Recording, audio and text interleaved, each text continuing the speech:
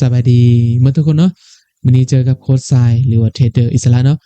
วันนี้อาจารย์จะมาแนะนำเนาะการใช้งาน EA Fund Manager นะทุกคนเนาะก็ถือว่าเป็น EA ระดับการบริหารกองทุนเป็นหลักเนาะก็ถือว่าเน้นบริหารทุนเท่านั้นไปเนาะสำหรับ EA ตัวนี้ฮะเนาะก็ถือว่าเป็น EA ที่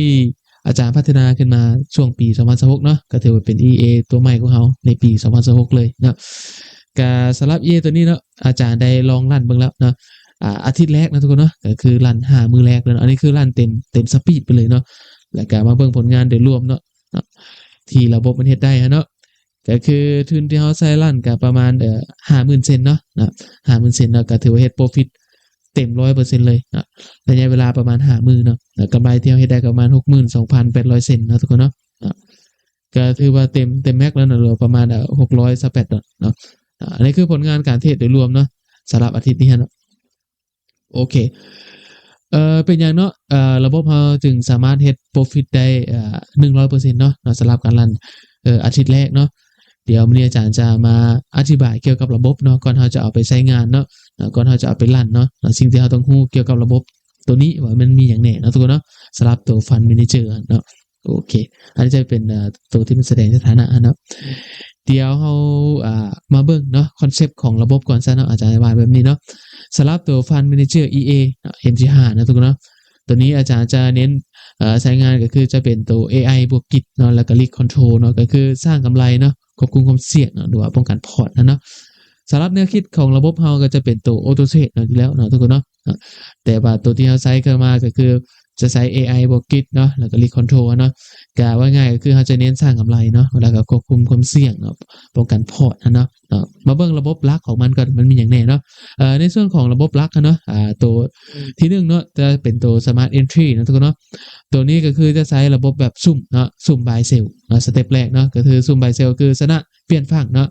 แพ้ก็คือเข้าฝั่งเก่าเนาะแต่ว่าจะมี AI ช่วยฟิลเตอร์มันเนาะก็คือคันวินก็คือเปลี่ยนฝั่งเก่าลินเปลี่ยนฝั่งเนาะคันแพ้ก็เทรดฝั่งเดิมเนาะก็คือว่าง่ายคือคันชนะก็จะสลับไหมเนาะสลับออเดอร์ในการเทรดเนาะอันนี้คือหลักการของระบบเนาะสลับไปมานะสลับเนาะก็คือตลาดมันมีบายกับเซลเนาะเราจะรอบแรกก็คือเราจะให้มันซุ่มนะซุ่มก็โอเคคันชนะเนาะหรือว่าปิดกำไรไปเนาะแล้วมันก็จะเปลี่ยนฝั่งเทรดเนาะกันเข้าบายเนาะโอเคกำไรบายแล้วจะเปลี่ยนมาเป็นฝั่งเซลนะกำไรเซลเราจะเปลี่ยนเป็นฝั่งบายนะระบบมันจะสลับกันแบบนั้นเนาะแต่ว่าตัวที่เราจะใช้ในการกรองสัญญาณคือจะเป็นตัว AI เนาะ Analysis เนาะก็คือเราจะใช้เทรน เทรนเนาะ EMA 500เนาะบวกกับ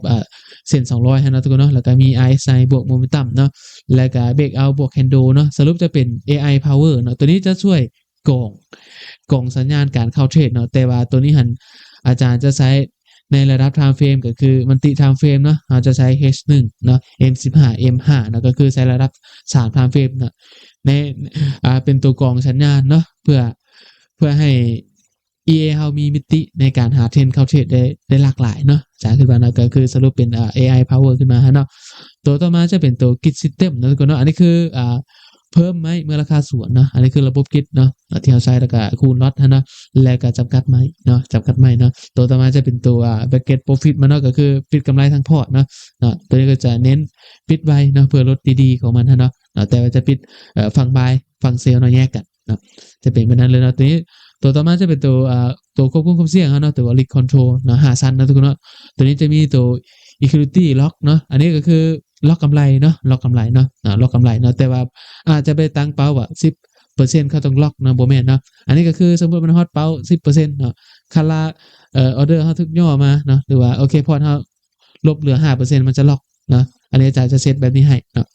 แล้วก็จะมีตัวdaily stop นั่นก็คือ hot pause แล้วก็คือหยุดเนาะhot หยุดก็คือจะบริเทรดต่อเนาะตัวต่อมาจะเป็นตัว cut loss ดีๆเนาะก็คือคันเฮายามเฮาความเสี่ยง 10% 20% จะให้ระบบมันหยุดเนาะก็คือสามารถเพิ่มตัวนี้ได้เนาะก็คือหยุดเลยนะทุกคนเนาะแล้วก็ตัวต่อมาจะเป็นตัว limit order เนาะก็เพื่อคุมความเสี่ยงนะว่าโอเคเฮาจะเทรดประมาณจักออเดอร์เนาะต่อการเข้าเทรดกิจเนาะจะเป็นประเด็นแล้วก็จะตัวต่อมาจะเป็นตัว AI control เนาะตัวนี้จะเป็น AI ช่วยฟิลเตอร์มันเนาะแล้วก็เพื่อปรับระบบตามตลาดเนาะคืออาจารย์ว่าเนาะจะเป็นตัวนี้จะช่วยให้เฮากรองสัญญาณการเทรดได้ง่ายขึ้นเนาะแล้วก็โอเค ต่อมาจะเป็นพวกเดสบอร์ดนะเดสบอร์ดกับแสดงสถานะทั่วไปนะเนาะแล้วก็ตัวต่อมาการเฮ็ดเวียกของระบบเนาะจะมีอย่างแน่นอนตัวนะโอเคสเต็ปแรกก็คือเข้าไม้เนาะเข้าไม้ก็คือ Smart Entry บวกAI Filter ฮะเนาะตัวต่อมาก็โอเคคันเข้าไม้แล้วก็กิจเฮาก็จะเฮ็ดเวียกแล้วเนาะคันราคาสูงก็จะเพิ่มออเดอร์เข้าไปฮะเนาะแล้วก็คันมีกำไรก็ปิดไปเนาะแล้วก็ฮอตเปาก็คือจะล็อกกำไรไว้เนาะเพื่อป้องกันพอร์ตเฮาเนาะทุกคนเนาะแล้วก็หลังจากนั้นก็เริ่มใหม่เนาะเริ่มฮอบใหม่แล้วก็รีเซ็ตไปนะสำหรับจุดเด่นของฟัน Manager นะทุกคนก็คือใช้ AI จริงเนาะในการวิเคราะห์แล้วก็แม่นยำขึ้นเนาะแล้วก็คิดควบคุมความเสี่ยงเนาะแล้วก็มีล็อกกำไรฮะเนาะแล้วก็ถือว่าเป็น EA เทรดระดับกองทุนได้นะโอเคสำหรับข้อค้นหูก็คือกิจเนาะคือว่าระบบกิจต้องมีดีๆที่สูงมีแล้วนะอะไรกับ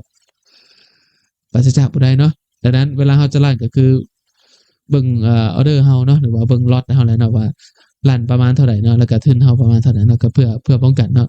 เพราะว่าการเทรดด้วยระบบกิจเนาะความเสี่ยงมันก็สูงอยู่แล้วเนาะเวลาโอเคราคาผิดทางเนาะมันออกออเดอร์ตามตามกิจเนาะโอเควางกิจประมาณเท่าไหร่เนาะแต่ว่ากิจของตัวไฟล์แมเนเจอร์มันจะมีตัวดีเลย์เนาะหรือว่าเวลาในการออกเนาะตัวต่อมาก็เลี้ยงข่าวเนาะสำคัญเนาะทุก EA ทุกระบบเนาะอาจารย์เชื่อว่าจังซี่เนาะทุกระบบอย่างก็แล้วแต่เนาะเวลาเจอข่าวเนาะหรือว่าข่าวที่มันหนักข่าวที่แห้งเนาะมันเสี่ยงอยู่แล้วเนาะดังนั้นเวลาข่าวที่มันหนักเนาะเฮาก็บ่จำเป็นต้องลั่นมันก็ได้เนาะก็ถือจะช่วยเฮาหั่นลั่นระบบได้ง่ายขึ้นเนาะป้องกันข่าวก็ได้คือกันเนาะแล้วก็สำหรับตัวต่อมาเนาะ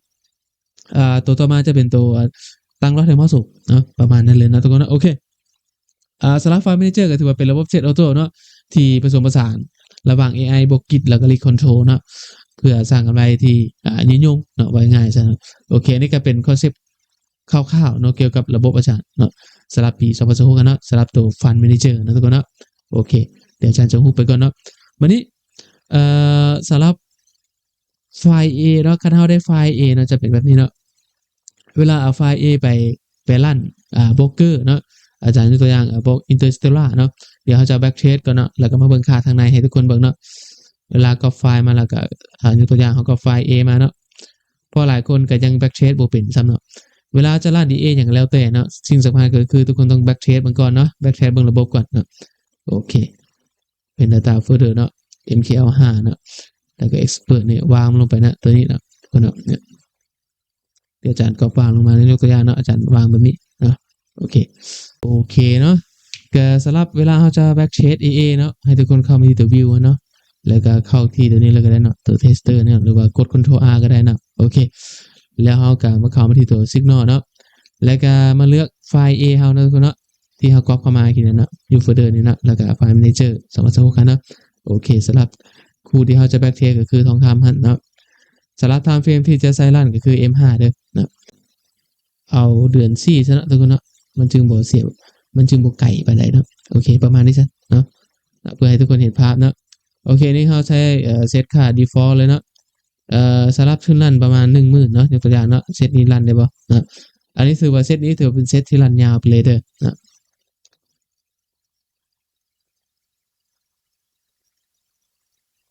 โอเคนะอันนี้ถือว่าเป็นเซตรันยาวมาเลยนะเนี่ยสำหรับการแสดงสถานะของ EA เนาะก็บ่ได้มีหยังเนาะทุกคนเนาะก็มีพวกตัว balance equity ดีๆเนาะแล้วก็ daily profit เนาะเปอร์เซ็นต์เท่านั้นแล้วก็อาทิตย์เท่านั้นเนี่ยตัวนี้จะเป็นตัวเซตเนาะหรือว่า max win ของเราเลยเนาะโอเคเทรดประมาณจากเซตเนาะนี่อาจารย์ใส่ประมาณ1,000 เซตเลยเนาะค่าเริ่มต้นของระบบเนาะอันนี้จะเป็นเซตนี้คือเป็นเซตรันยาวเนาะอาจารย์คิดว่านะเป็นเซตรันยาวไปเลยเนาะเป็นเซตรันยาวเนาะก็แสดงชนะแล้วว่าโอเคเหลือประมาณจากฮอบนะที่จะเทรดเนาะแล้วก็มีทั้งตัวโอเคตัว POS มันเนาะก็คือ buy sell เนาะจากออเดอร์เนาะทุกคนเนาะมีพวก buy sell เนาะแล้วก็มี AI power ของเราเนาะแล้วก็แสดงสถานะพวก EA เนาะแล้วก็ next buy sell เนาะก็ประมาณนี้เลยเนาะประมาณนี้เนาะอันนี้จะเป็นเซตลันเทนเนาะอันนี้เป็นเซตลันเทนไปเลยเนาะโอเคสำหรับ0.01เนาะสำหรับพอร์ตประมาณ 10,000 เนาะอันนี้คันเฮารันพอร์ตเซ็นก็รันได้เลยยกตัวอย่างก็บวกมาประมาณยกตัวอย่างเนาะเนี่ยเฮารันมาเนาะเฉพาะเดือนนี้เนาะเนี่ยบวกอยู่ประมาณ9เนาะทุกคนเนาะ9ดอลเนาะหรือว่า900ล่ะไปเนาะโอเคเนาะ มาเบิ่งกิจเนาะเวลาเห็นออเดอร์กิจที่มันห่างกันแบบนี้นะก็คือเฮาใช้ตัวดีเลย์เนาะหรือว่าเวลาของกิจเนาะเพื่อบ่ให้EA เฮาออกออเดอร์เกินเนาะออกออเดอร์เกินเนาะคือจังซี่เนาะมันเฮ็ดให้เฮาหั่นเว้นช่วงว่างในการออกออเดอร์เนาะเฮ็ดบ่ได้เฮาลดประมาณเท่าไหร่นะ 6% แล้วเนาะยกตัวอย่างโอเคปิดไปเนาะเนี่ยช่วงตลาดล่างหนักๆเนาะอันนี้ก็คือแก้ไหมประมาณ1,000 จุดเนาะก็ถือว่าลั่นยาวไปเลยเนาะอันนี้เซตลั่นยาวเด้อเนาะอาจารย์ยกตัวอย่างเนาะเซตลั่นยาวเนาะเซตแรกเฮาเฮ็ดprofit ประมาณเท่าไหร่เนาะประมาณ45%นะทุกคนเนาะดาวๆเฮาก็ประมาณนี้แหละประมาณ 9% เนาะยกตัวอย่างเนาะโอเคเนาะเดี๋ยวอาจารย์จะมาอธิบายเซตเบสเฮาเทรดจบมือต่อมือเนาะอาจจะโอเคบ่ให้ระบบเฮาเทรดถือออเดอร์ข้ามมือสิเฮาจะตั้งแบบใดเนาะสำหรับตัวนี้ก็สิ่งที่ทุกคนต้องมาโฟกัสคือจะเป็นตัวนี้เนาะเนี่ยเนาะตัวMACD per day เนาะโอเคอาจารย์ยกตัวอย่างสมมุติเฮาจะให้มันเทรดประมาณมื้อละ10 ฮอบและเช้าซะเนาะโอเคสมมุติว่า10 ฮอบเนาะเฮาปิดกำไรเนาะประมาณ5เนาะประมาณ$5โอเคแสดงว่ามื้อนั้นเนาะคันเฮาปิดกำไร$5เนาะได้ประมาณ10 ฮอบเนาะก็จะได้ประมาณอยู่50เนาะ50ก็คือระบบเฮาจะสต็อปหรือว่าหยุดพักไปเลยเนาะพักไปเลยนะยกตัวอย่างเด้อยกตัวอย่างเดี๋ยวมาลองเบิ่งเนาะถึงเฮาใส่ยกตัวอย่าง 10,000 คือเก่าก็ได้เนาะ M5 คือเก่าแบบนี้เนาะอาจารย์ก็สตาร์ทไปเนาะกดสตาร์ทไปโอเคมาเบิ่งสถานะเดสบอร์ดก่อนเนาะเนี่ยอันนี้เฮาเทรดประมาณปิดกำไรไปประมาณจักเท่าไหร่แล้วนี่เนาะ6 ฮอบแล้วเนาะEA กับซิสเต็มก็ยังรันนิ่งอยู่เนาะโอเคเนี่ยถือว่าเซตนี้เทรดไป10 ฮอบแล้วเนาะเนี่ยDaily Stop แล้วหยุดเลยเนาะ EA จะหยุดเลยนะทุกคนเนาะก็ได้อยู่ประมาณ50นะ50ปลายนิดนึงเนาะอาจจะเลทมานิดนึงเนาะก็รันต่อไปอีกก็คือฮอตเป้าต่อมือกับยุดเนาะได้เป้าตามมือกับยุดเนี่ยโอเคมือที่2ก็ได้มาแล้วอีก50เนาะเป็น100แล้วเนาะเป็น100แล้วเนาะก็ถือว่าเทรดประมาณ10เซตเนาะจบไปบ่ได้เทรดหยังแล้วเนาะโอเคมือที่3ก็เทรดอีก10เซตก็ถือว่าจบไปเนาะ Daily Stop ไปเนาะมือที่4มือที่5เนาะเอาเทรดอีก5มือซะโอเคยกตัวอย่างนะทุกคนนะประมาณนี้เลยเนาะเนี่ยก็ถือว่า Daily Stop ไปเก็บประมาณ10เซตเนาะก็ได้ถ้าเทรดประมาณ50ก็ได้อยู่ประมาณ200เนาะ250เนาะโอเคอันนี้ก็จะเป็นหลักการคร่าวๆเนาะสำหรับตัว EA Fund Manager เนาะก็คือสามารถลั่นเช่นได้เนาะแล้วก็สามารถเทรดแบบฮอบมือต่อมือได้เนาะก็ถือว่ามีประมาณอยู่2เซตในการใช้งานเนาะสำหรับการลั่น EA เนาะมื้อนี้อาจารย์ก็อธิบายให้ประมาณนี้คร่าวๆกันนะทุกคนเนาะก็มาเบิ่งเซตที่อาจารย์ลั่นเนาะอันนี้คืออาจารย์เซตลั่นเต็มแม็กเนาะตัวนี้เนาะเซตลั่นเต็มแม็กเลยเนาะมาเบิ่งค่าที่เฮาลั่นจริงๆเนาะเดี๋ยวอาจารย์ยกตัวอย่างให้เบิ่งเนาะโอเคเนาะอันนี้อาจารย์ออกล็อตประมาณ 0.50 เนาะตัวคูณล็อตเท่ากัน 1.6 เนาะแม็กล็อตอาจารย์ใช้เต็มแม็กไปเลยเนาะแม็กก็เดินก็50เนาะคิดพอยต์500นะทุกคนเนาะตัวนี้ก็ค่าเดิมเนาะแต่ว่าอาจารย์จะเก็บประมาณ 1,000 จุดเนาะหรือว่าเก็บ500 เซนเนาะทุกคนเนาะ500 เซนนะตัวหอบเนาะแล้วก็ลั่นแบบเต็มสปีดไปเลยเนาะอันนี้สำหรับผลงานแรกเนาะในการลั่นเนาะ5มือแรกก็คือได้ 100%เนาะถือว่าเซตตัวนี้เซตลั่นแบบความเสี่ยงสูงเนาะดังนั้นเวลาเราจะเอาไปใช้กับปรับค่าการลั่นอย่างเหมาะสมเนาะหรือว่าค่าที่อาจารย์แนะนำให้ฮั่นเนาะมื้อนี้ก็อธิบายประมาณนี้ก่อนเนาะสำหรับตัวFund Manager ของปี2026เนาะก็ฝากไว้นะทุกคนเนาะขอบใจ